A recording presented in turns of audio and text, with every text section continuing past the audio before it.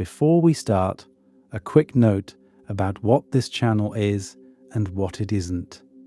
This isn't a recap channel, and it's not a highlight reel. We're here for the parts of Panem that happen after the cameras turn away, the systems behind the games, the contracts hidden inside victory, the lives that keep unfolding long after the anthem ends. Each video on this channel is built to slow things down, to follow the logic the capital relies on, the details it hopes you won't connect, and the people who live with the consequences year after year.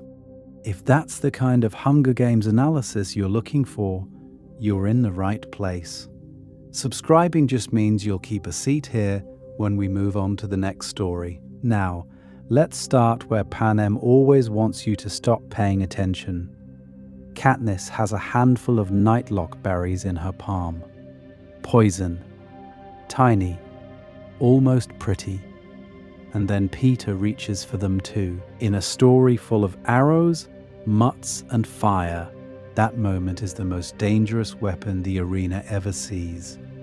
Not a sword, not a trap, a shared decision to die. At face value, you remember it as Katniss's big rebellion, the stunt that forces the capital to crown two victors from the same district for the first time ever. But here's the real question. Is that really her move? Or is it his? Everyone tells you Katniss is the girl who defied the capital. She shoots the apple, she volunteers, she threatens the berries, she becomes the Mockingjay. So why are we talking about Peeta? Because the real glitch in the system isn't just the threat itself, it's that Peeta Mellark, the so-called soft, non-killer tribute, is willing to die with her instead of winning without her. His hand closing over those berries is the moment the games break from the inside. Remember how the rules work. There must be a victor. That's the whole point.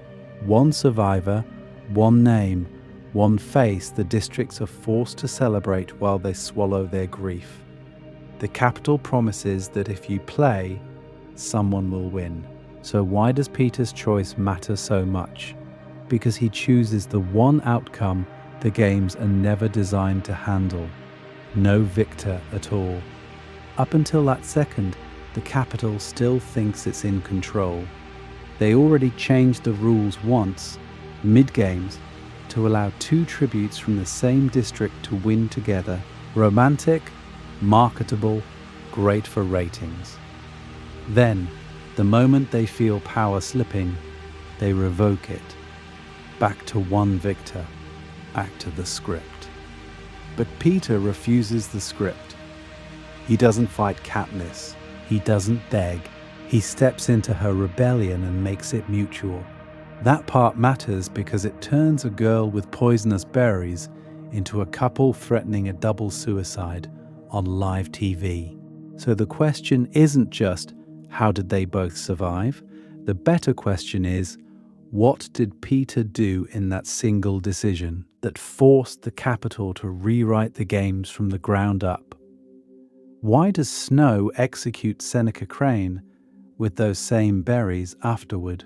Why do later games, especially the Quarter Quell, feel less like entertainment and more like open war between victors and the system that made them?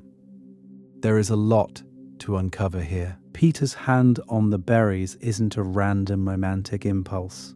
It's the end point of a pattern the capital accidentally helped him build, from the bread in the rain, to the interviews, to the star-crossed lovers narrative that turns him into their worst PR nightmare. And this is where we talk about how a boy who can't win becomes the one person the games can't afford to let lose or let die.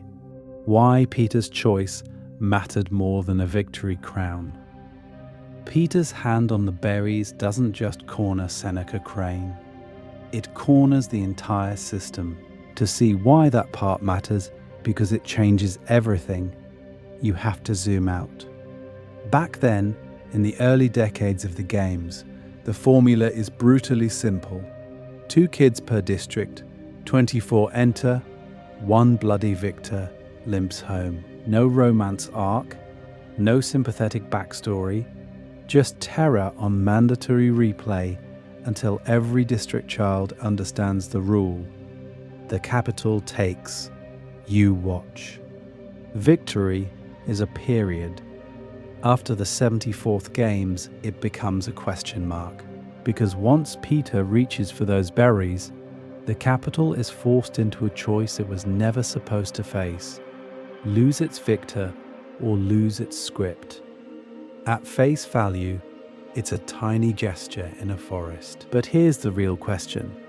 Why does a handful of poisonous berries get a head Gamemaker executed, while literal child murder is just business as usual? The reason is that the games aren't just an event, they're a system. They rely on predictable fear, predictable heroes. You need a clear winner, a clear loser, and a clean train ride home the capital can package into a victory tour. When Peeta says he'd rather die than play his assigned role, he introduces something the capital cannot budget for: unpredictability. And Snow hates unpredictability more than he hates rebels with weapons, because you can't aim a peacekeeper at an idea. So why does he care so much about a boy with a limp and a paintbrush? Why does he visit Katniss's new house to talk about a kiss? Why does every later games feel like it's reacting to this one scrawny baker's son who won't stay in his narrative lane?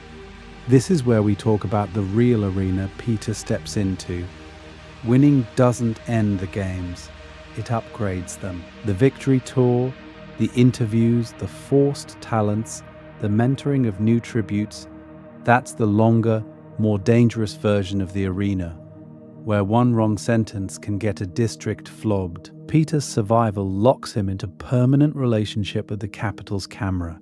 Every time he speaks, he either stabilizes Snow's story or cracks it wider.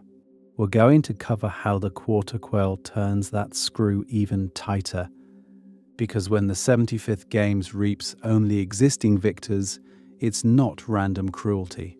It's a direct response to the problem Peeta and Katniss created: victors who become symbols instead of trophies. If winning once means you can threaten double suicide on live TV, the capital's promise of safety is exposed as a lie. And once that promise breaks, hope stops being controllable. Set the stakes there, and you see the branching timeline. If Peeta doesn't make that choice in the arena, Snow never has to weaponize the Quarter Quell against victors. Katniss goes home as a traumatized but ordinary winner, not the Mockingjay. The games keep their clean illusion of total power.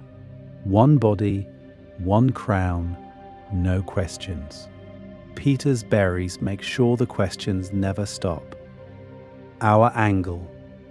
Peeta as the capital's narrative saboteur. So if the berries are the visible explosion, what's the actual mechanism underneath them? Here's the real question. What is Peeta really doing in these games? Playing to win? Or rewriting what winning even means? This is where we talk about our angle. At face value, Peeta is the soft-spoken baker's son, the boy with the bread, the one who follows Katniss into the arena and into a fake relationship the capital can sell. But the core thesis of this video is sharper than that. The one thing Peeta does that changes the Hunger Games forever is choose to break the game's story rather than just survive its rules. He turns himself and Katniss into a narrative the capital can't safely control. And once that happens, every future arena has to orbit around that choice. To see that, you can't look at him as a strategist with knives. You have to look at him as a strategist with cameras. Peeta understands how people watch. He knows why an audience roots for someone, why a district will cling to a tiny scrap of hope, why the capital wants a neat, satisfying ending. So instead of only dodging mutts and careers, he starts bending the frame the Capitol is using to film him. Think about the Caesar Flickerman interview. One confession turns the standard tribute Q&A into a tragic love story. Suddenly, every sponsor, every district, even the Capitol itself, is invested in whether these star-crossed lovers get to live. That part matters because it forces the game makers to change the rules midstream, to promise 2 victors from the same district. The games admit, on air, that the rules are flexible if the story demands it. And then, when they yank that promise away, Peeta doesn't just accept the betrayal, he's willing to die with Katniss in a double suicide that would leave the games without a victor at all. The Nightlock isn't just a stunt, it's narrative blackmail. Either the Capitol crowns a pair of lovers, or it broadcasts the moment 2 desperate teenagers expose the whole system as arbitrary cruelty. We're going to cover how that move ricochets outward, but first we need to name the bigger pattern. The Capitol keeps selling a promise: become a victor, and you get safety, wealth, a house, freedom from the reaping. But Peeta's arc shows you the fine print. Victory really means permanent surveillance, a relationship turned into state property, your romance scripted and re-scripted on demand. By the time we reach the Quarter Quell, the illusion is gone. The rule that once saved Peeta and Katniss is weaponized against them. Existing victors are thrown back in as disposable symbols. And later, when Peeta is hijacked, you see the Capitol's last attempt to shove him back into a controllable role by literally rewriting his memories, his love, his story. There is a lot to uncover here, from the bread in the rain to the berries. Through the quell and the hijacking, we're going to track how every time the Capitol tries to reassert control, Peeta's refusal to play alone keeps jamming the system. So if the games are a machine built to crush hope, how does one boy who insists on sharing his story become the sand in the gears that slowly grinds it down? Game plan for the arena, what we're about to unpack. So here's how we're going to navigate this. If the games are a machine and Peeta is the sand in the gears, then section by section we're going to watch exactly where the teeth start slipping. First, we have to start before the arena, before the berries, before the interviews. We go back to Peeta as a moral outlier in his district, the boy who burns bread on purpose, the kid who takes a beating so a starving girl can live. At face value, that's just a sweet backstory. But here's the real question. Why does someone raised under the Capitol's rules decide very early that he won't play by the social script of survival at any cost? From there, we move into the interviews. This is where we talk about the love confession. On Caesar's stage, Peeta turns what should be standard pre-games propaganda into a narrative weapon. We're going to cover how that one "she came here with me" moment forces the Capitol to market them as star-crossed lovers instead of faceless tributes. We'll slow it down beat by beat. The crowd reaction, Snow's calculation, and the way that confession changes the relationship between viewer and tribute, turning the games into a romance the Capitol now has to protect. Then we escalate into the arena and the rule change. 2 victors from the same district. Unprecedented. We'll map out how that promise is dangled, then snatched back, and why that part matters because it exposes the games as arbitrary theatre instead of sacred tradition. This leads us straight into the one move that changes everything. The berries. We'll break down Peeta's willingness to die together rather than alone, and how the double suicide threat corners the Capitol into choosing between a broken narrative or no victor at all. Midway through, we're going to pause on the mechanics. pattern interrupt, we step out of the story and into the system. How is the Capital's propaganda machine supposed to work in the first place? Why do they need a single victor, a clean story, a clear reason to fear?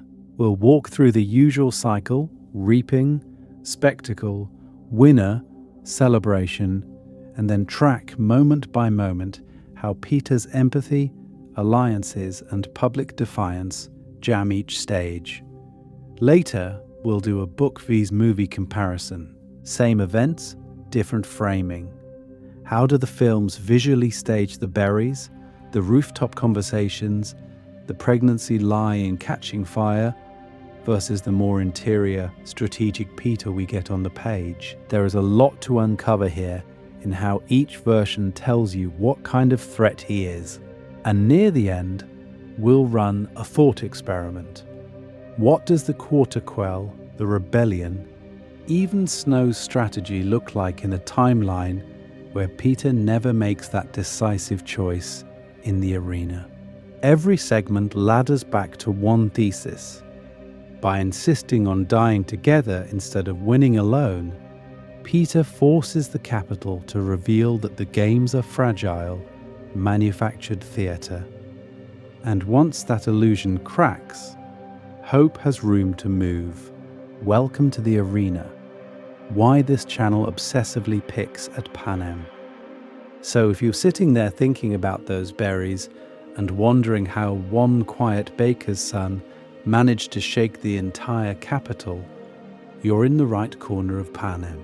If you just fell down a Hunger Games rewatch spiral and landed here, this channel basically never leaves the arena. We're going to cover the lore, the politics, the tiny character decisions that seem romantic at face value but end up rewriting the system.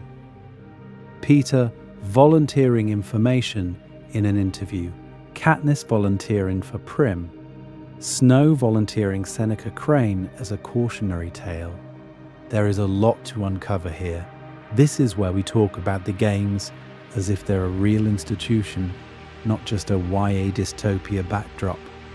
Why does a victor get a mansion and a lifetime of mentoring obligations? Why does the Capital care so much about a dress that catches fire, or a handful of poisonous berries, or a boy who can't stop telling the truth on live television? When you treat Panem as a functioning political machine, every choice suddenly has a reason, and every romantic gesture becomes a move in a much bigger game. Across the channel, we've broken down Katniss as a reluctant symbol who never actually wanted to be the Mockingjay, and Snow's entire theory of control: a little fear, a little hope, never too much of either. We've mapped out why Victor's Village exists as a tool of social engineering, and how the Quarter Quell twist, reaping from existing victors, shatters the promise that winning ends the games. That part matters because it's the world Peeta is walking into when he decides in real time to turn himself and Katniss into a story the Capital can't easily kill. So if you're the kind of person who pauses the movie to ask, wait, what does this do to District 12's class structure? Or why would Snow allow that rule change on air? This is your channel. Think of it as a long-form tour through Panem's wiring. We zoom in on details like Peeta's interview charm, his habit of humanizing other tributes, the way his empathy quietly undermines Capital propaganda, and then zoom back out to see how that ripples into the Quarter Quell, the rebellion, and the victors becoming political players instead of trophies. If that sounds fun, or at least productively unsettling, you're invited to our little Victor's Village, a community of people who overthink this world with us and keep pulling at the threads of hope and control. No pressure, no hard sell, just an open seat if you want to stay in the arena a bit longer. All right, let's rewind to before the berries to the night it rained bread. and see where Peeta's rebellion actually starts. Bred in the rain, the night Peeta quietly broke capital logic.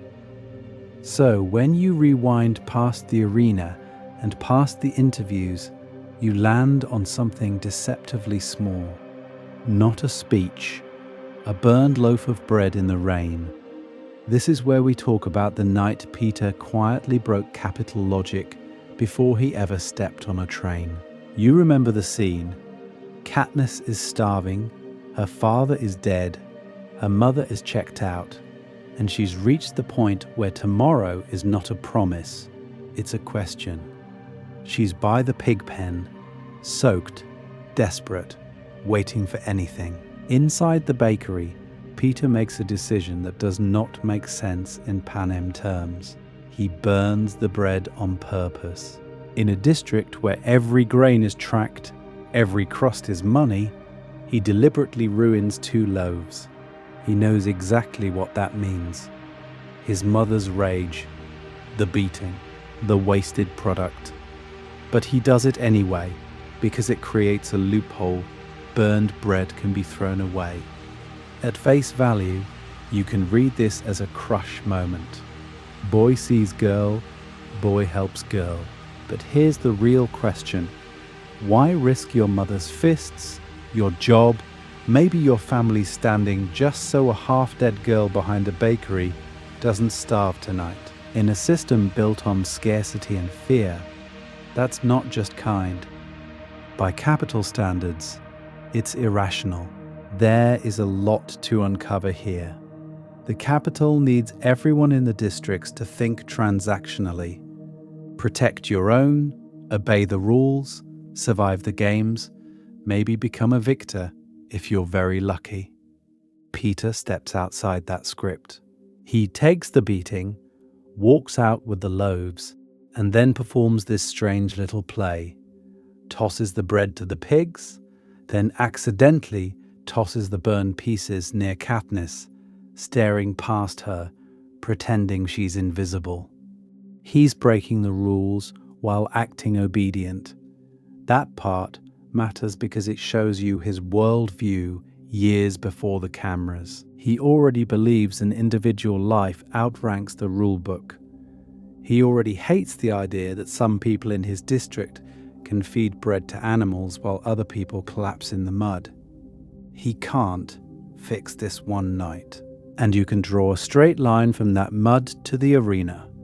From I will get hit so you can eat, to I will die so you don't have to die alone. The Nightlock berries are just the bread scene with higher stakes and better lighting. Same moral reflex, scaled up. Faced with a rigged choice, kill the person you care about or play along, Peeta's instinct is to sabotage the choice itself. Katniss remembers this as the night Peeta saved her. The capital accidentally created its own future problem. A tribute whose default setting is to undermine the logic of sacrifice the games rely on. They think they're training victims and victors. They've actually bred someone who keeps refusing the premise. So when he stands there with the berries in his hand, is he improvising or just finishing what started in the rain? From baker's son to broadcast threat, Peeta's interview revolution. So when he stands there with the berries in his hand, is he improvising or just finishing what started in the rain? To answer that, we have to rewind to the first time Peeta really breaks the games.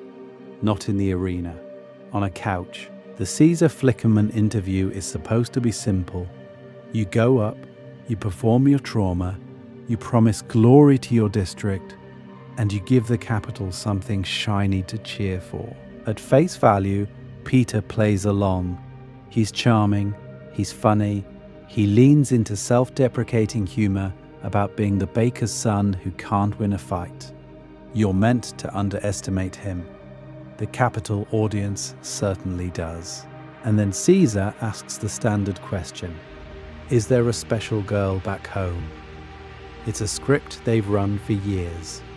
A crush that can't be saved, a little extra pathos before the bloodbath. But here's the real question. What happens when the tribute refuses to keep that girl off the board? Peeta hesitates, blushes, feeds them exactly the romance they're fishing for, and then detonates it with 5 words. She came here with me. In that moment, he hijacks the show. The camera cuts to Katniss. The audience screams. Caesar is thrown off his rhythm. This is where we talk about narrative control. The Capitol expects individual sob stories and lone wolf bravado. Peeta hands them a relationship. Suddenly, they don't have 2 tributes from District 12. They have a love story the whole nation can root for. There is a lot to uncover here, because once the word love is out there, the Gamemakers don't just have tributes, they have characters. Snow's whole system runs on ratings and fear, so of course the marketing machine kicks in. Star-crossed lovers, tragic romance, the broadcasts, the commentary, even the training scores start getting edited to support that frame. That part matters, because once the Capitol sells you as a couple, it becomes much harder to casually murder half of that couple without risking backlash. Was Peeta playing 4-dimensional chess, or just speaking his truth and understanding the cameras well enough to weaponize it? The text keeps that question open, but strategically, the move is brilliant. If the Capitol falls in love with them together, then killing one of them stops feeling like a spectacle and starts feeling like a betrayal of the story the Capitol itself just sold. Snow can crush districts. He can't easily contradict his own propaganda without weakening the games. And that's where we get the rule change. 2 victors from the same district. On paper, it's a generous twist. In practice, it's the logical next episode in the romance arc they've already committed to. Sponsors send more gifts because they're funding a promise now, not just survival. When the rule is later revoked, it exposes how arbitrary the games really are. The love story can't end neatly, but it also can't be discarded without consequences. From that point on, every decision has to orbit the couple. The mutt attack, the feast, the final showdown, all of it needs to be cut into a narrative where Katniss and Peeta either die tragically together or win gloriously together. The Gamemakers' freedom shrinks every time the broadcast leans into that relationship. So if Peeta can rewrite the game's story with a few sentences on live TV, what happens when he and Katniss start making choices that the existing story literally can't contain? Star-crossed lovers as a weapon, how Peeta turned feelings into leverage. And this is where we talk about the emotional script the Capitol thought it was writing versus the one Peeta quietly swapped in. Under normal conditions, the games run on a very specific rhythm. You meet 24 kids, you hear a tragic backstory or 2, you cry when the sweet one dies, and then you move on. The victor becomes a shiny distraction, a living commercial for the system. The message is simple. Yes, it's brutal, but look, it works. There's a promise of reward without any real space for grief that lingers. At face value, the Capitol wants you to feel something, but only in a controlled dosage. Tributes are meant to be tragic but disposable, the way a side character in a show can break your heart and then vanish so the plot can keep serving the same power structure. That part matters because it keeps the audience sad enough to tune in, but not angry enough to question why the games exist. Peeta's love confession on Caesar's couch rips that script apart. Suddenly, you don't just have 2 tributes from District 12, you have a relationship, a story with a built-in arc. Once the audience is sold on star-crossed lovers, the death of either one stops being routine. It starts feeling more like killing the protagonist mid-season You don't just lose a tribute, you lose payoff. Here's the real question. What happens to a death show when killing the tributes feels narratively wrong? This is where the leverage kicks in. The Capitol has to market the lover's angle to maximize ratings, so the cameras linger on Katniss kissing Peeta in the cave, on him risking himself at the cornucopia. On every tender moment Haymitch can ring into sponsor bait. More screen time means more sponsors. More sponsors means medicine, food, that crucial broth. We're going to cover the mechanics, but the short version is the story literally keeps them alive. And it doesn't stop with sponsors. Once the games announce the rule change, 2 victors allowed from the same district, the narrative tightens its own noose. The Capitol has publicly invested in the fantasy of a shared victory. Walking that back isn't just cruel, it's bad television. When they revoke the rule at the end, it exposes the whole thing as arbitrary. You can feel the audience flinch, that there is a lot to uncover here, because the weapon Peeta forges cuts both ways. The same romance that shields them in the arena becomes a cage afterward. Snow forces them to replay it on the Victory Tour, to perform engagement interviews, to sell the idea that the games produce not trauma, but fairy tales. Their genuine connection is repackaged as state propaganda, a promise that even the system can give you hope if you behave. Which brings us to the berries.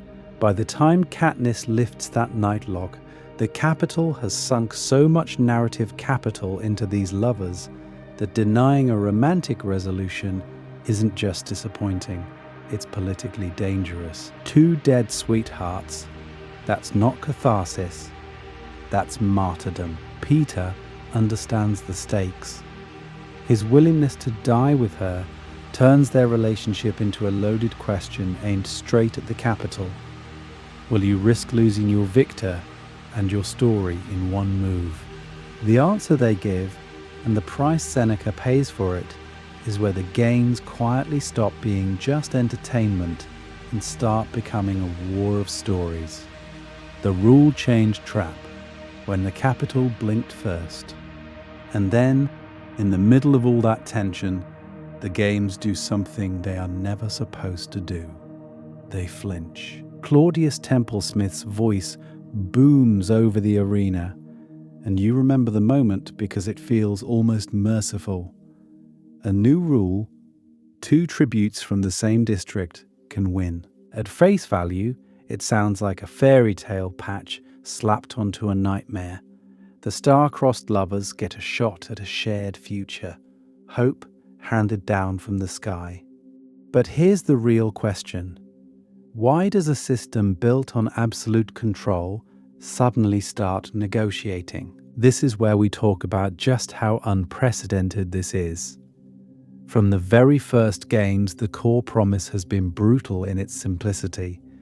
1 arena, 1 victor, 1 survivor the Capitol can parade through the streets. That part matters because it's not just a rule, it's the ritual. It's the contract every district child understands. When Templesmith changes that midstream, he accidentally announces to all of Panem that the rules are not sacred. They are props. They can be rewritten on a whim. So why this whim, and why now? There is a lot to uncover here. The only real variable that's changed isn't the terrain or the mutts. It's the story. Peeta's story. Without that televised confession to Caesar Flickerman, without the star-crossed lovers from District 12 Inches branding hammered into every recap, there is no incentive for the Capitol to offer this deal. 2 anonymous coal kids dying separately doesn't sell. A doomed relationship with a possible reprieve? That's ratings gold. In other words, the Capitol doesn't blink for compassion. It blinks for narrative. Peeta has already done the narrative work for them. He's cried on cue, he's bled in the mud, he's turned his own unrequited crush into a national obsession. The capital audience is invested, and Snow knows the games only function if that audience keeps watching. So Templesmith's announcement is really a panic button. It's the system scrambling to protect the story Peeta helped create. And in doing that, they teach Katniss and Peeta something extremely dangerous. If public sentiment can force a mid-game rule change once, what else can it do? You can almost feel the logic clicking into place for them and for the districts watching from their screens. The arena isn't sealed off from the world. There's a relationship between the crowd's hunger for romance and the capital's decisions. Pressure works. Performance has power. So when Katniss screams Peeta's name after the announcement and runs to find him, it's not just love, it's strategy. The more convincingly they lean into the promise of shared victory, the harder it becomes for the capital to walk it back without exposing the games as a rigged performance. But once you admit the rules are negotiable, where does that stop? What happens when the lovers take that same logic and push it all the way to the edge of the arena, to a handful of poisonous berries and a choice the capital never wanted them to have? We're going to cover what happens when the gift turns into a trap for everyone. Nightlock logic. Peeta's final refusal to play the game. So when we get to the cornucopia clearing and hear that final rule reversal, it isn't just a plot twist, it's the system trying to reassert itself. The voice booms out. The earlier revision allowing 2 victors from the same district is revoked. Only one victor may be crowned. You can almost feel the air change. Here's the real question. What does that announcement assume about Katniss and Peeta? That, when pushed, they'll turn on each other because fear of death beats everything else. Katniss's first reaction proves the capital's logic has sunk in. She panics, she raises the bow, she immediately does the math the games have trained her to do. One of us lives, one of us dies, and I'm the better shot. At face value, her offer to shoot Peeta is noble self-sacrifice. But that part matters because it's still framed inside the capital's premise. Someone has to play. Peeta refuses that premise before he refuses the arrow. He doesn't grab for the bow, he doesn't beg her to spare him, he doesn't launch into a dramatic speech about deserving to live. He just steps out of the script and says, in essence, no victor is worth your death. If the rules say one of us must murder the other to make the ending work, then the ending is the problem. This is where we talk about the berries. Nightlock isn't just a clever prop, it's a logic bomb. When Katniss suggests the double suicide, she's weaponizing the star-crossed lovers storyline the capital happily sold all season. But Peeta's choice is quieter and more devastating. He goes along instantly. No hesitation, no last-second bargaining. No, wait, maybe they'll change their minds. He accepts death with her, fully aware this means no victor, no parade, no victor's village, nothing. Why is that such a system-level threat? Because the entire games machine exists to produce one thing: a winner the districts are forced to celebrate. The capital needs proof that it can take your children, turn them into monsters or martyrs, and still have you cheer the victor's name. A double suicide on live TV would flip that broadcast from triumphant spectacle to undeniable failure. 24 in, 0 out. That's not a warning anymore. That's an admission the games don't work. And notice what emotion they're modeling in that moment. Not terror, not desperate self-preservation. Hope in each other. Two teenagers who would rather keep their relationship intact in death than break it for survival. There is a lot to uncover here, because hope spreads faster than fear. If one pair from a cold district can choose each other over the capital's promise of safety, what stops other districts from doing the same? So when the frantic voice shrieks, "Stop! Stop! Both of you can win," that isn't mercy. It's the capital blinking. They would rather shatter their own rules than air the truth that the game's a hollow theatre. And once that's happened, you have to ask, if the rules broke once, what else can break next? We're going to cover how that single panicked reversal echoes into the quarter quell, Snow's strategy, and the moment victors stop being pieces and start becoming players. Why didn't the capital just let them die? So if the capital blinked, why didn't they just shut their eyes all the way? In a world where Snow can bomb District 12 off the map and execute a head game maker with a bowl of Nightlock, why not let Katniss and Peeta die and spin it as a tragic lover's pact? On paper, that even sounds on brand for the games. Brutal, dramatic, ratings gold. But here's the real question. What happens the second you air that footage to every district and every capital living room? Imagine the alternative timeline. The rule change is revoked, Katniss and Peeta raise the berries, and the Gamemakers do nothing. Cut to Caesar Flickerman choking up as he narrates their final moments. The capital could frame it as a cautionary tale. See what happens when you defy us. Even love can't save you. At face value, that feels terrifying. It says, the capital always wins. Except it also says something much more dangerous. These two teenagers decided the games were worse than death. You don't create obedient subjects by showing them people who would rather die than play your game. You create symbols. You create the exact kind of story the rebellion is starving for.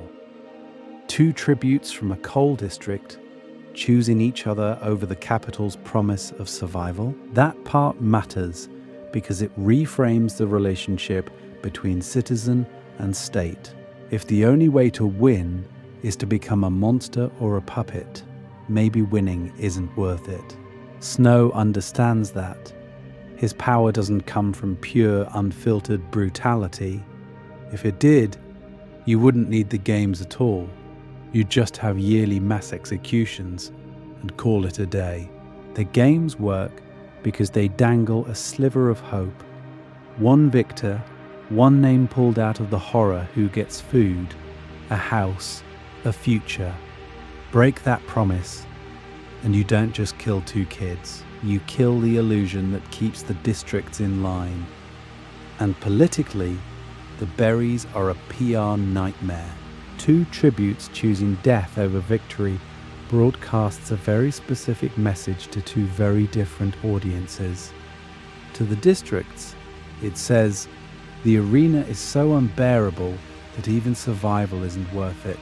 To the capital, it says, your favorite love story would rather vanish than give you a happy ending. Sympathy up top, rage at the bottom. That's not fear, that's volatility. So, Snow does damage control. He lets them both win and tries to fold the defiance back into the script. Star-crossed lovers, miraculous double victor. Look how generous the capital is. We're going to cover how that spin keeps echoing. But the key thing is this. By caving, they admit the tributes have leverage. The games need a victor more than any one victor needs the games. And once Peeta and Katniss prove that, you can't unring that bell. The next question is, what happens when Snow tries to take that leverage back in the quarter quell? Snow's nightmare when a love story becomes a rebellion manual. And once Peeta and Katniss prove that, you can't unring that bell. The next question is, What happens when Snow tries to take that leverage back in the Quarter Quell? To answer that, we have to rewind to the moment Snow realizes his nightmare has started. You remember his warning to Seneca Crane, the soft voice, the perfect white rose, and that line about the games being built on a careful balance of fear and hope. At face value, it sounds almost reasonable. Of course, the capital needs the districts afraid. Of course, they need a little hope so people don't give up and revolt. But here's the real question. What happens when the tributes start using that hope against him? This is where we talk about the berries. Snow isn't furious just because Katniss and Peeta defy an order. He's terrified because the Nightlock stunt exposes the games as something that can be negotiated. Two tributes from the same district, that rule change already bent the system. The near-suicide pact breaks it. If a pair of starving teenagers can force the capital to back down on live TV, what does that teach every watching district? About power? About choice? About the promise of a victor? There is a lot to uncover here. The entire point of the arena is that the rules are absolute. You obey or you die. Peeta and Katniss flip that. They say, give us both the title of victor or you get no victor at all. That part matters because it attacks Snow's core narrative. The games are supposed to be inevitable. Now they look fragile, dependent on cooperation from the very people they're meant to crush. And Seneca Crane becomes the object lesson. We're going to cover the Quarter Quell later, but notice how Snow handles this first breach. He doesn't just fire Seneca. He locks him in a study with a pretty silver bowl of Nightlock berries. Poetic justice. The same fruit that almost robbed the capital of its victor now quietly removes the man who allowed that choice. Peeta's move doesn't just kill careers in the arena. It kills the old way of running the games. So how does Snow respond? By turning the Rebellion manual back into a romance novel. He drags Katniss and Peeta into a tightly scripted relationship on the victory tour. Every kiss, every hand squeeze, every promise of a wedding is rehearsed. He threatens their families. He uses Peeta's genuine love as a leash, betting that Katniss will play along if the boy who volunteered his heart on national television is on the line. But here's the twist Snow doesn't see coming. The more he leans on that story, the more powerful Peeta's love becomes as a political weapon. And when Peeta steps back onto Caesar's stage in Catching Fire, he's going to use that same relationship to push the capital into territory even Snow can't script. Quarter Quell fallout. Peeta levels up from tribute to political player. Peeta walks back onto Caesar's stage in Catching Fire, but this time, he's not just the boy with the bread. He's the boy who broke the games once. The capital knows it, the districts know it. So when Snow announces the third Quarter Quell twist, everything snaps into focus. The rule is simple and brutal. This year's tributes will be reaped from the existing pool of victors. At face value, it's a special anniversary. But here's the real question. Why would a system built on the promise of safety for winners suddenly throw its trophies back into the arena? The answer is personal. It's punishment for the berries, a message to Katniss, and a warning to every district. There is no escape from the games. Ever. There is a lot to uncover here, because that part matters. When Effie reads Katniss's name, the trap is sprung. District 12 only has one male victor eligible, Haymitch. The capital expects a tragic mentor-turned-tribute story they can milk for pathos. Instead, Peeta raises his hand, volunteers. Again, this is where we talk about strategy disguised as self-sacrifice. By stepping in for Haymitch, he protects Katniss from losing the only mentor who understands the arena and also refuses to let the Capitol turn their three-way relationship into a circus. So why does that move land so hard? Because Peeta is proving in front of all Panem that he will always be the one to go in. The boy who was supposed to be a prop has become the constant. Everyone can now predict his choice. If there's a way to die so Katniss doesn't have to, he'll take it. And once a pattern is that clear, other victors can plan around it. Then comes the interview. Caesar asks about the wedding, about the dress, about the spectacle. Peeta detonates the script with one sentence. Katniss is pregnant. It's a lie, but a precise one. Suddenly, the quarter quell isn't just cruel, it's monstrous. You're not watching tributes, you're watching a supposed mother and child marched to slaughter. Capitol audiences gasp. Some cry, and the camera lingers on their horror. That part matters because Peeta has quietly reframed the entire games as an attack on a family, not a test of strength. Watch how the other victors react. Finnick instantly orients around Katniss. Joanna's rage on the elevator makes more sense when you read it as fury at the Capitol, not at Katniss personally. Beatty and Wyrus talk about a bigger move in the arena. We're going to cover the mechanics of the rescue later, but for now, notice the assumption under every alliance. Katniss must live, and Peeta will die for her if necessary. His devotion has become a fixed variable in their strategy. So why is this such a turning point? Because by the quarter quell, Peeta isn't just playing the games anymore. He's playing the Capitol's entire media ecosystem. Every interview, every hand squeeze, every staged moment of tenderness is calibrated to push public sentiment from passive entertainment toward disgust.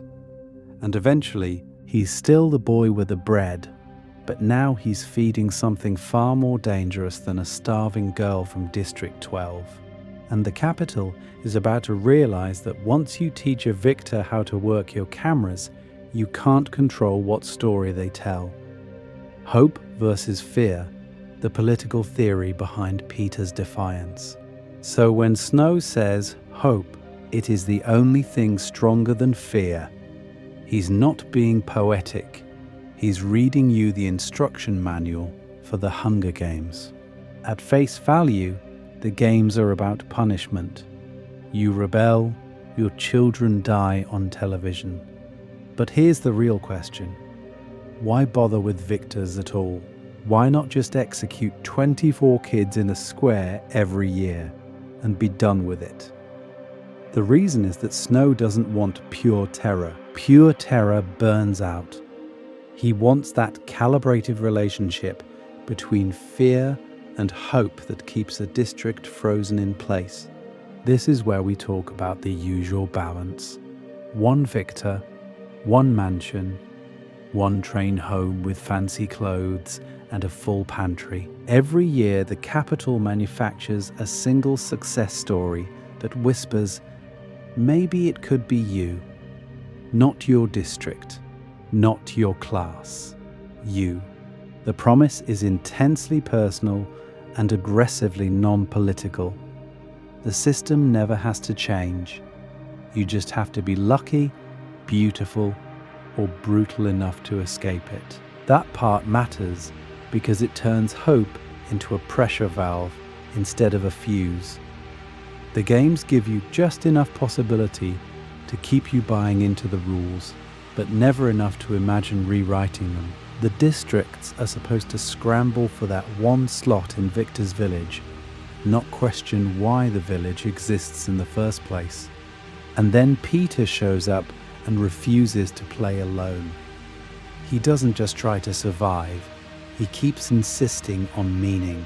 In his first interview, he drops the love confession.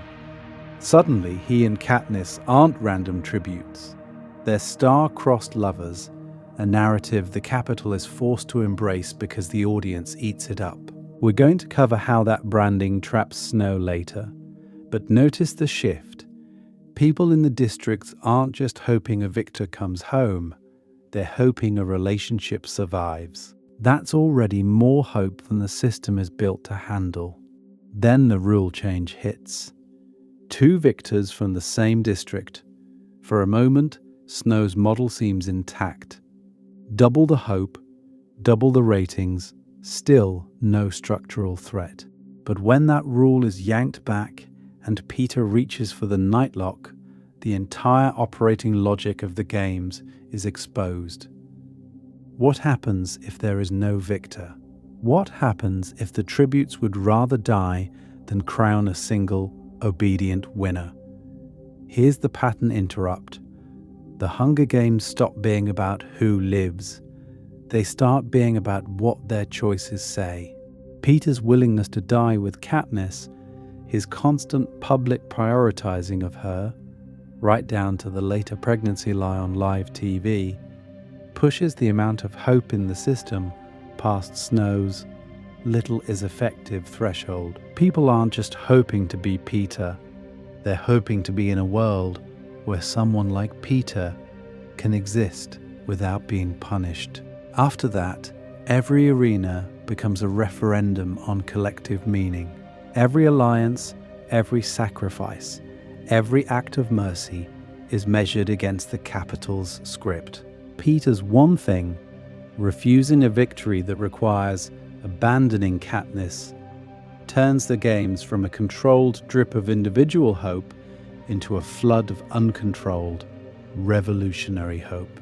And Snow's only real move left is to try to turn that hope back into fear. When compassion becomes contagious, Peeta's impact on other tributes, and Snow's only real move left is to try to turn that hope back into fear. But here's the real question. How do you turn people into monsters when one of your tributes keeps insisting they're still human? This is where we talk about Peeta's alliances. At face value, him joining the careers in the 74th Games looks cowardly, even traitorous. You're in District 12 watching the broadcast and you're thinking, really, he ditched Katniss for the kids who trained to kill? But there is a lot to uncover here. Peeta isn't just trying to survive. He's playing a metagame. By embedding himself with the careers, he steers them away from Katniss, misdirects their search, and feeds them just enough information to keep suspicion off himself. The capital sells alliances as temporary war pacts. Peeta quietly turns his into misdirection and protection. And then you notice his pattern. Even when he's with the careers, his first real move is warning Katniss on the rooftop, then again in the arena when he hisses her name so she can escape. Later, when he's half dead in the mud, his instinct isn't vengeance, it's comfort. He cracks jokes, reassures her, tries to keep her from feeling guilty about the games at all. Why does that matter? Because the cameras are rolling. The audience is seeing a tribute who treats his supposed rival as a person, not prey. Fast forward to Catching Fire. Different arena, same instinct. When the bloodbath hits, Peeta's first concern is the weaker tributes, not the weapons. He's the one arguing to share food, to pull Mags into the group, to keep Beatty and Wirus alive when they slow everyone down. In a system built on hoarding, food, safety, favor, he keeps redistributing. That part matters because the capital's whole narrative depends on the idea that, under pressure, the districts will tear each other apart. Peeta keeps proving the opposite on live television. You can feel that climate of empathy back in the 74th too. Rue's death is the obvious emotional peak. But look at what it unlocks. Katniss honors Rue with flowers, a direct insult to the game's brutality. The districts respond with a salute, and then Thresh spares Katniss. On paper, that's a terrible strategic decision. One less rival, guaranteed. But Thresh has seen the lover's narrative, the way Katniss tried to protect Rue, the way Peeta refuses to play pure predator. Mercy becomes thinkable. The capital wants savage districts. Instead, we get a chain of grief, obligation, and reluctant compassion. By the time we reach the Quarter Quell, the contagion is obvious. The victors aren't just forming alliances to win, they're forming a coalition around a principle: Katniss must live. We're going to cover the mechanics of the escape later, but you can already see the moral gravity here. Peeta keeps insisting, privately and publicly, that her life matters more than his.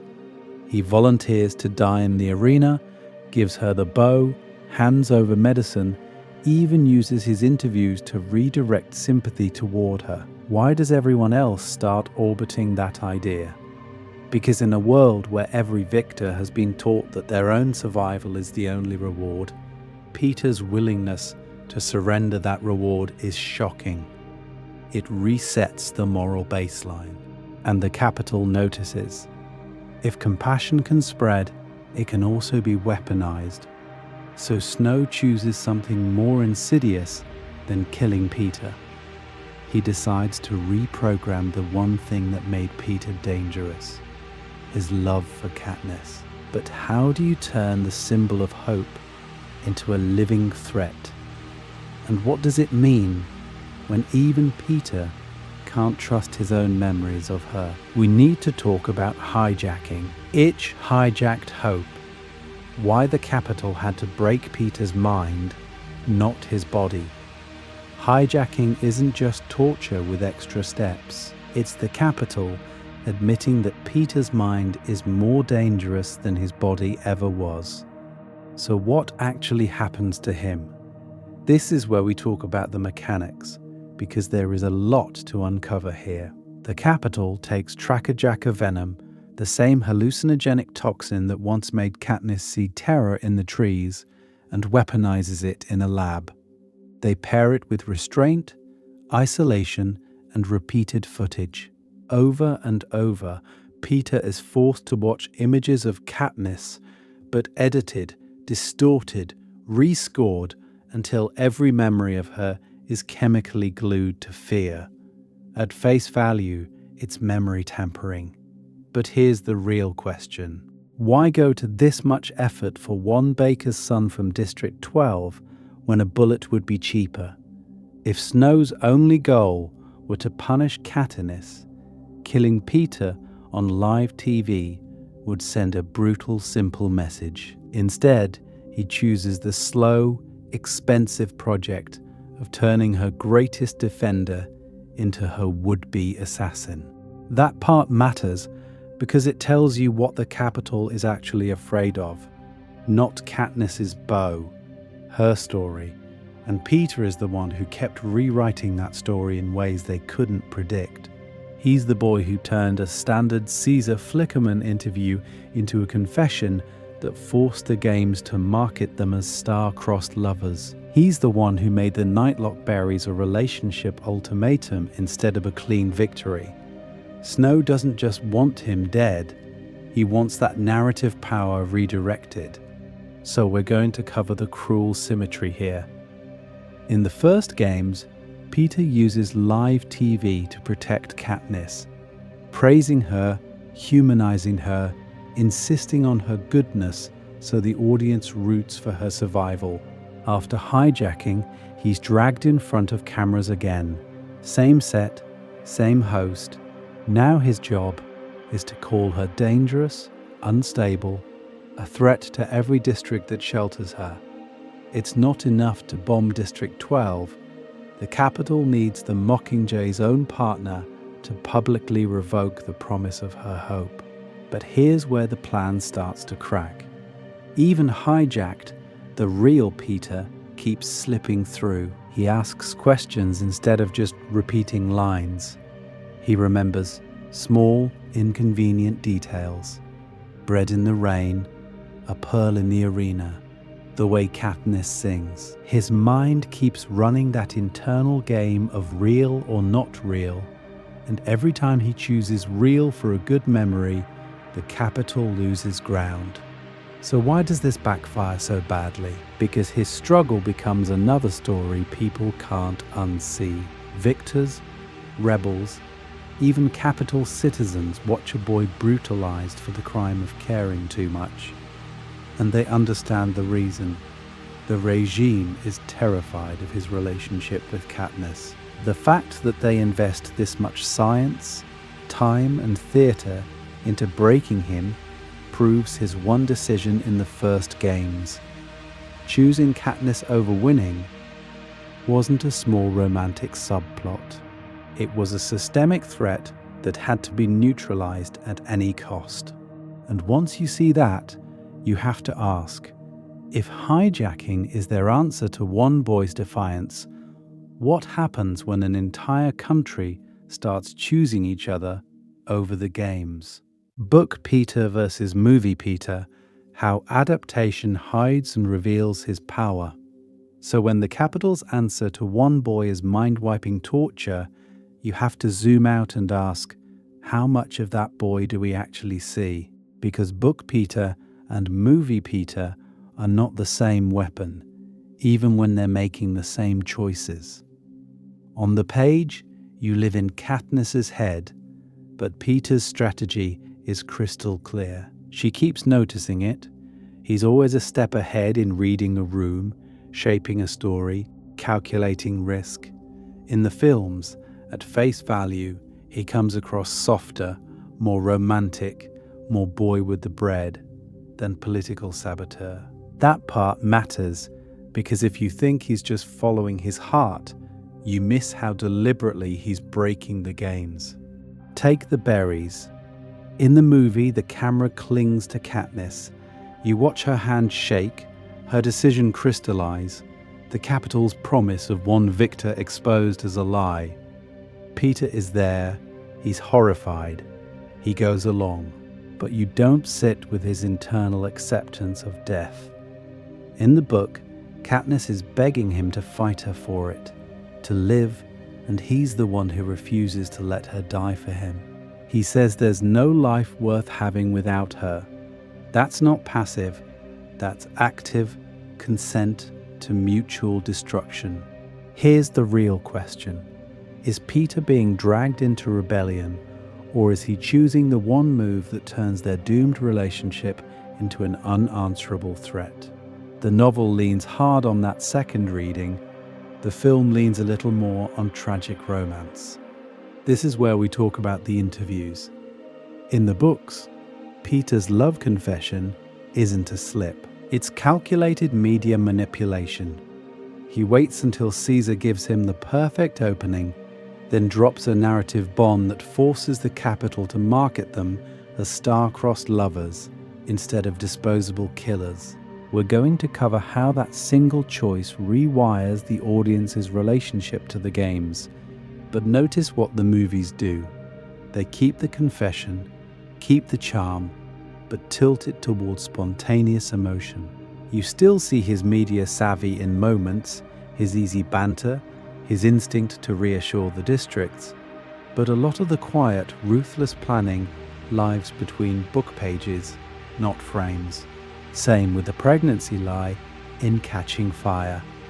On screen, it plays as a shocking twist, a gasp moment. In the novel, there is a lot to uncover here. Peeta understands capital sentiment, the cult of family, the horror of harming a pregnant victor. He doesn't just blurt it out. He weaponizes their own values, turning sympathy into a shield around Katniss and the other tributes. So does the adaptation soften him, sometimes. But the core through line survives. In both versions, Peeta keeps choosing story over survival, connection over compliance. And once you realize the games run on narrative control, you start to see why that might be the most dangerous strategy anyone could use. Because if one boy can hijack the script this much, what happens when the districts start doing it on purpose? Alternate timeline. A Hunger Games without the berries, so if one boy can hijack the script, what happens if he doesn't? This is where we talk about the alternate timeline. Same arena, same mutts, same announcement yanked away. But this time, when Katniss reaches for the berries, Peeta pulls back. Or maybe she never even suggested, too conditioned by the games to imagine that kind of shared defiance. What does the finale look like, then? At face value, not much changes. You still get a victor. The Capitol still gets its ending shot. But here's the real question. What kind of ending, and what does it teach the districts about hope, rules, and what's possible? Outcome 1 is the darkest. The hovercraft is waiting, the cameras are rolling, and the pressure closes in. Katniss is starving, concussed, holding a bow. The Capitol wants a victor. Seneca Crane's voice, the Gamemakers' silence, Snow's promise of order, all of it funnels her toward one conclusion. She kills Peeta.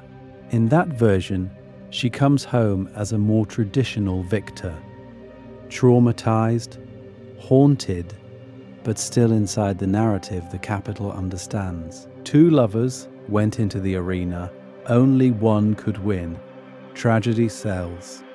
Caesar Flickerman cries on cue. The Capitol edits the story so the relationship is a heartbreaking backdrop, not a weapon that broke the rules. That part matters because the games remain terrifying but intact. No exposed glitch in the system. Outcome 2 shifts the knife, but not the structure. Peeta sees her hesitate, understands the math, and steps into the role the Capitol has written for every good tribute. He sacrifices himself so she can live, without the mutual suicide threat, without the Nightlock bargaining chip. The Capitol spins it as noble self-sacrifice, the perfect tragic romance that still delivers a clean victor. On talk shows, they replay his last moments as proof the games produce heroes. Snow can praise his courage without admitting the rules were ever at risk. The question isn't, what if there's no victor anymore? It's, how far would you go to become one? The system survives untouched. Follow the ripples. No double victory means no precedent for a rule reversal, then reversal of the reversal. The games stay opaque, not arbitrary. Katniss is special, but she's not the girl who forced the Capitol to blink on live television. The Mockingjay symbol has a weaker foundation because there's no single televised moment where a district girl and a baker's son choose each other over the promise of survival. When the Quarter Quell reaps victors, it plays as targeted punishment for Katniss, not a system-level embarrassment being avenged. The other districts don't see their own hope threatened in the same way. They see one troublesome victor being dragged back in.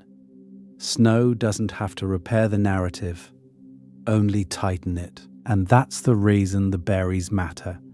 Without that one moment where Peeta chooses no victor over victor without Katniss, the story of the games stays closed. With it, the Capitol spends the next 2 books trying and failing to put the narrative back together. So, how do they try to fix it? They go after the victors' lives themselves.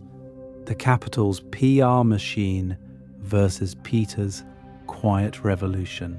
When the Capitol goes after the victors' lives, it isn't random cruelty, it's PR triage. At face value, the Hunger Games are already the ultimate commercial.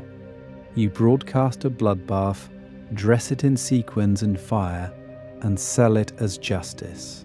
The spectacle does three jobs at once. It normalizes violence, it glamorizes the role of the victor, and it keeps you staring at individual drama instead of asking any real question about why the system exists in the first place. This is where we talk about design. The arena is built for story beats.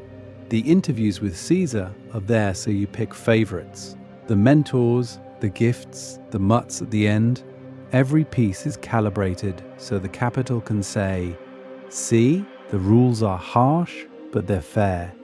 Someone will win, someone always wins." That part matters because the promise of a victor is the promise that the games are inevitable, but survivable if you play along. Peeta's whole arc is about not playing along, and every time he opens his mouth, he breaks the frame the Capitol is trying to hold. The love confession, it takes the focus off competition and turns it into connection. Suddenly, Katniss isn't just a tribute from some coal district. She's half of a doomed relationship the audience is emotionally invested in. You're not waiting to see who kills whom. You're waiting to see if the story can somehow protect both of them. Then the berries push it further. The games are supposed to end with triumph, a clean victor dripping in glory. Peeta turns the finale into a refusal. No victor, no closure, no satisfying ending for the cameras. Here's the real question. What happens to propaganda when your main characters would rather die than give you the shot you need? Snow has to blink first, and the audience sees it. By the time he drops the pregnancy lie in Catching Fire, the frame is cracked beyond repair. The Quarter Quell is marketed as this grand, historic twist, a return of champions for extra glory. Peeta stands there and quietly shifts the narrative from honor to cruelty. A pregnant victor being sent to die. You can feel the Capitol crowd flinch. They're still complicit, but now they're also uncomfortable, and discomfort is terrible for ratings. And notice the feedback loop. Every time the Capitol adjusts, changing the rules to allow two victors, then yanking them back, scripting the star-crossed lovers narrative, executing Seneca with the very nightlock that almost broke their show.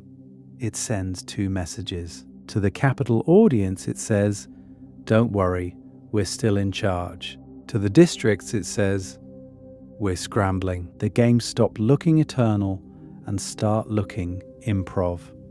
There is a lot to uncover here, because once you see that, you can't unsee it. The system isn't a monolith, it's reactive, petty, and weirdly fragile. And all of that vulnerability keeps surfacing around one so-called flaw in Peeta's character, his compassion. So why is the softest tribute in the arena the one who does the most damage to the game's core fantasy of power, dominance, and survival of the fittest? In the next section, we're going to cover the one uncomfortable truth about Peeta's weakness that the Capitol never planned for, and why it turns their entire power fantasy inside out. The glitch they never planned for, compassion as the ultimate weapon.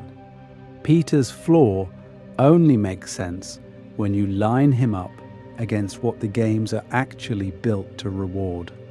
Most tributes win by being sharper, faster, more ruthless. Careers train their whole lives for this. They have muscle, weapon skills, survival instincts drilled in from childhood. The arena is designed for that relationship between predator and prey. But Peeta, average fighter, badly burned, injured leg, his one real edge is something the Capitol doesn't even count as a weapon. He can read people. He notices what they want, what they fear, what they hope for. He has emotional intelligence, and in an arena optimized for killers, that sounds useless. But here's the real question. What happens when the tribute who understands people best, refuses to use that skill to hurt them and uses it to protect them instead. The games have scripts for almost everything. They know how to market a villain, a martyr, a tragic hero. They even know how to spin a reluctant victor who had no choice. There is a lot to uncover here, because what they don't have is a script for someone who keeps choosing others over himself in ways that break the story they're trying to sell. Peeta does it over and over. Bread in the rain for a starving girl in his district, when helping her earns him a beating. Years later, he turns that same instinct into a televised love confession with Caesar Flickerman, weaponizing narrative inside the games. At face value, it's sweet, harmless, but that part matters because suddenly the Capitol has to market them as star-crossed lovers, not just future killers. Then the stakes go up. The rule change, 2 victors from the same district. It's unprecedented. It turns their affection into a ratings boon. So far, so good for the Capitol. But when that rule is revoked and Katniss reaches for the Mightlock, Peeta doesn't argue, doesn't try to save himself. He's willing to die with her, and that choice forces the Capitol to reveal its hand. The games need a victor. No victor, no promise, no control. Pattern interrupt. The most dangerous move in the arena isn't a kill. It's 2 tributes deciding they won't play, and Peeta keeps scaling that same decision, volunteering to mentor with Haymitch, using every interview in Catching Fire to humanize the other victors, turning them from former killers into people the districts can mourn. This is where we talk about authoritarian logic. Regimes can manage fear. They can even manage anger, because anger can be aimed and redirected. But widespread empathy, millions of people suddenly seeing themselves in the victims, that's harder to contain. Snow understands this. That's the reason he moves from entertainment to open war. Once Peeta's compassion starts spreading through the broadcasts, the games stop being pure spectacle and start becoming a problem. In the end, the one thing Peeta did that changed the Hunger Games forever was brutally simple. He refused to let the arena turn him into what it needed him to be. He stayed human.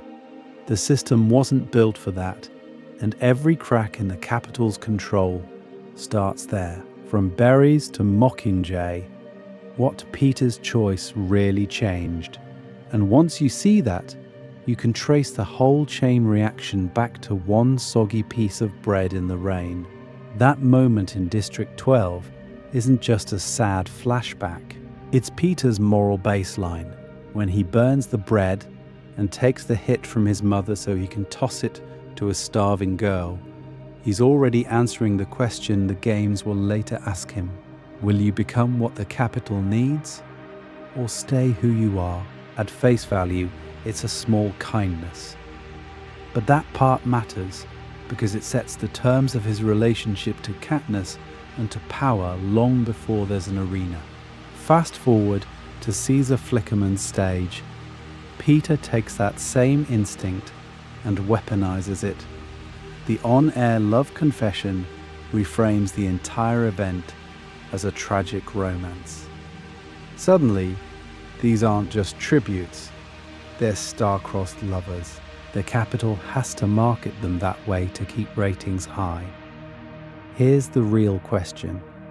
Once you've sold the games as a love story, what happens when the love story demands a different ending than the script? This is where we talk about the rule change. Allowing 2 victors from the same district is presented as a generous twist, proof that the games can be merciful. But the second the Capitol feels control slipping, they revoke it. In one announcement, you see the lie. The rules aren't sacred tradition, they're mood-based. And Peeta is the one who calls that bluff by refusing to win without Katniss. The berries are just the visible tip of that choice.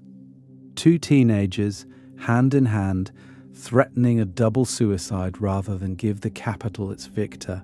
They're not fighting the other tributes anymore, they're negotiating with the system itself. Nightlock turns from prop to ultimatum. For the first time, the capital has to break its own core rule. There must be a single triumphant victor, or lose the games entirely. That's the moment everyone in every district learns the rules bend under pressure, and the capital never recovers from that. The double victory forces Snow's hand in the next quarter quell, where the punishment is brutally clear. Reap from the existing pool of victors, erase the promise that winning means safety. Peeta leans into the narrative warfare with the pregnancy lie. The alliance of victors closes ranks around Katniss, and what was once entertainment becomes open defiance. We're going to cover how that spirals into full rebellion, but the seed is here. After Peeta, the games can't convincingly pretend to be immutable tradition. Every tribute knows two kids from District 12 once held the capital hostage with a handful of berries. Katniss becomes the Mockingjay, the visible symbol, the girl on fire. But Peeta is the one who first proves the story itself can be hijacked and turned against its creators. So when people say, "She started the revolution," you have to ask, was it actually the boy with the bread who lit the fuse by choosing to burn the script instead of just surviving it? Your turn in the arena. Closing thoughts and next deep dive. So now we end where the games almost ended, with two kids, one handful of poison, and a system that suddenly realizes it is not as untouchable as it thought. Because here's the real question. If you had to point to one moment that truly lights the fuse of the rebellion, where do you put your marker? Is it Katniss's three-finger salute in District 11? That raw, unscripted grief that spreads through the crowd? Is it Cinna's Mockingjay dress, turning a bridal costume into a burning indictment on live television? Or is it Peeta's quiet decision to raise the berries with her, to risk no victor at all, rather than play the story straight? At face value, all three are gestures of defiance. But that part matters because each one attacks a different pillar of the capital's control. The salute challenges fear in the districts. The dress challenges the capital's aesthetic, the image of power. The berries challenge the games themselves, the core promise that there will always be a winner for the capital to parade. So, where do you think the real crack starts? And why? Next time you rewatch that Nightlock scene, don't just track Katniss, watch Peeta. Watch how he doesn't flinch when she suggests it, how his body language says he made this decision hours ago in the cave when he told her they'd both go home or neither would. There is a lot to uncover here if you stop reading it as a purely romantic sacrifice and start seeing it as a political act. He isn't only choosing her, he's choosing to deny the capital their ending. He's choosing to say, if the only way to win your games is to kill the person who kept me human, then you don't get a victor. This is where we talk about ripple effects. That double victory forces Snow to rewrite the rules for the Quarter Quell, to drag victors back into the arena and prove that even they aren't safe. It turns Haymitch from a washed-up drunk into a strategist operating between eras, the bridge between old-school survival tactics and this new age where victors are political players. In a future breakdown, we're going to cover Snow's entire strategy around this, from his warning to Seneca Crane, to the way he uses Victor's village as both reward and threat. We're also going to dig into Haymitch specifically, why he mentors the way he does, how his own trauma shapes his relationship with Katniss and Peeta, and why he understands before anyone else that the real arena is the narrative. If you want more long-form, lore-heavy Hunger Games essays that treat Panem as a real place worth studying, this is your arena. Join the people who pause the movie to zoom in on capital architecture, who argue about district economics, who care way too much about one baker's son and a handful of berries. Because in a world built to make you choose between winning and staying human, Peeta chose wrong in exactly the right way. And the games, the capital, and every victor watching never fully recovered. The berries hit the ground. The question is, what else falls with them when we look closer in the next deep dive?